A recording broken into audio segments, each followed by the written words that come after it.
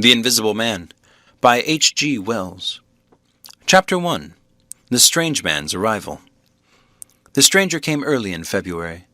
One wintry day, through a biting wind and a driving snow, the last snowfall of the year, over the down, walking from Bramblehurst railway station, and carrying a little black portmanteau in his thickly gloved hand.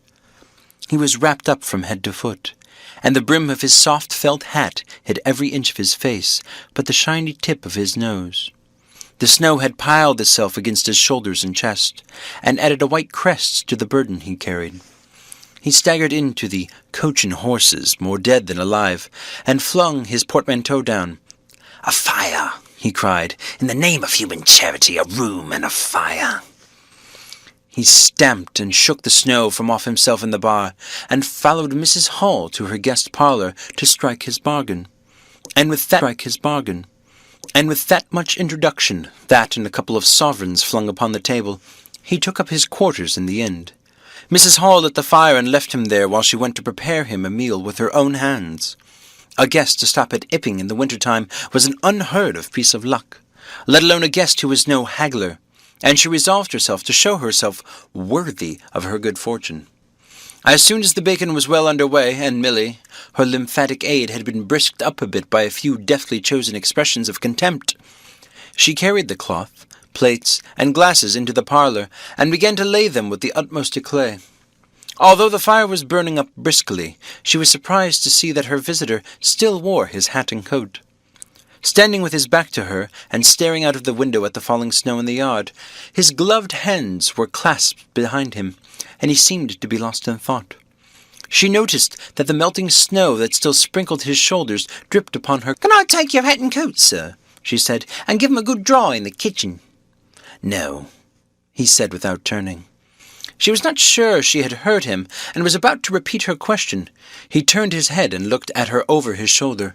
"I prefer to keep them on," he said with emphasis, and she noticed that he wore big blue spectacles with sidelights, and had a bush-side whisker over his coat collar that completely hid his cheeks and face. "Very well, sir," she said. "As you like.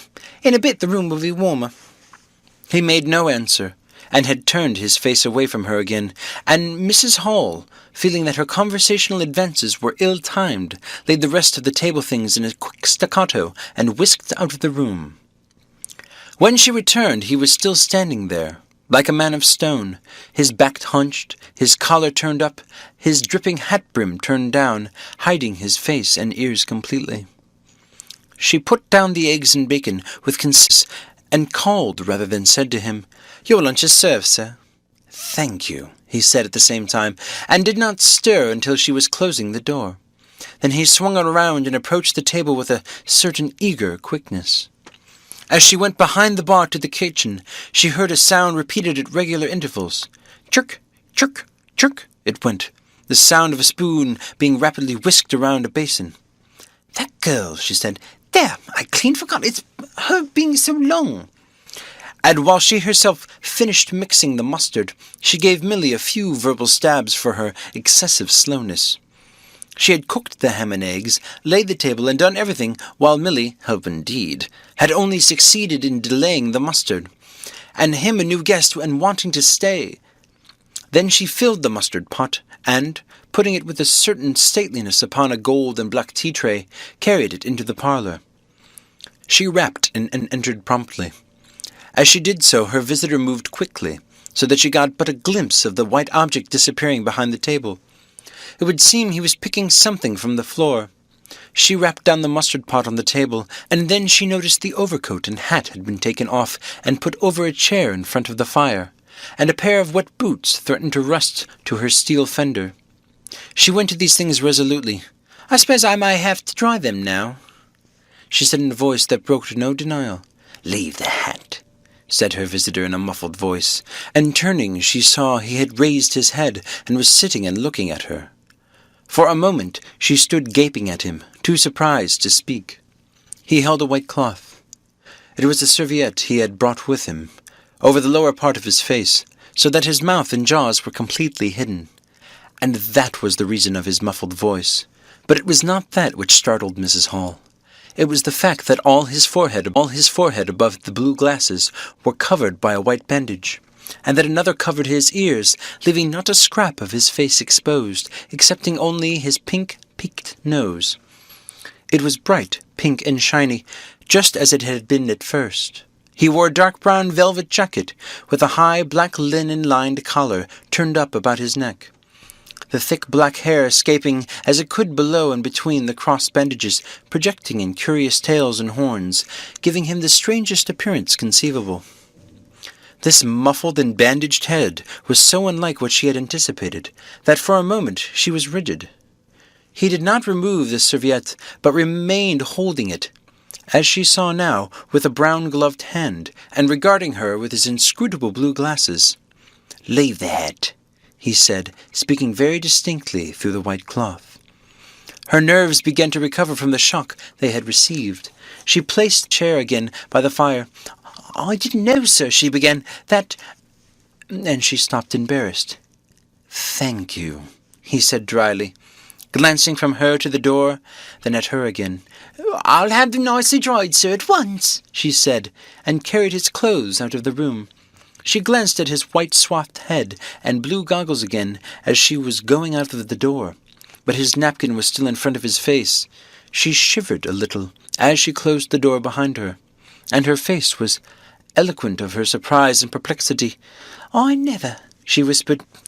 "There." She went quite softly to the kitchen, and was too preoccupied to ask Milly what she was messing about with now when she got there. The visitor sat and listened to her retreating feet. He glanced inquiringly at the window before he removed his serviette and resumed his meal. He took a mouthful, glanced suspiciously at the window, took another mouthful, then rose and, taking the serviette in his hand, walked across the room and pulled the blind down to the top of the white muslin that obscured the lower panes. This left the room in a twilight. This done, he returned with an easier air to the table and his meal. "The poor soul's had an accident or operation or something," said Mrs. Hall. "What a term them bandages did give me, to be sure." She put on some more coal, unfolded the clothes horse, and extended the traveller's coat upon this. "And they got goggles. Why, it looks more like a diving helmet than a human man." She hung his muffler on the corner of a horse, and holding that handkerchief over his mouth all the time, talking through it. Perhaps his mouth was hurt too, maybe. She turned around, as one who suddenly remembers. "Bless my soul alive," she said, going off on a tangent. "Ain't you done with them taters yet, Milly?" When Mrs. Hall went to clear away the stranger's lunch, her idea that his mouth must also have been cut or disfigured in the accident she supposed him to have suffered was confirmed, for he was smoking a pipe, and all the time that she was in the room he never loosened the silk muffler he had wrapped around the lower part of his face to put the mouthpiece to his lips. Yet it was not forgetfulness, for she saw he glanced at it as it smouldered out.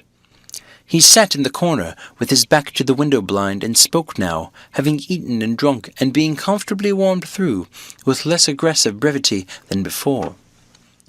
The reflection of the fire lent a kind of red animation to his big spectacles they had lacked hitherto.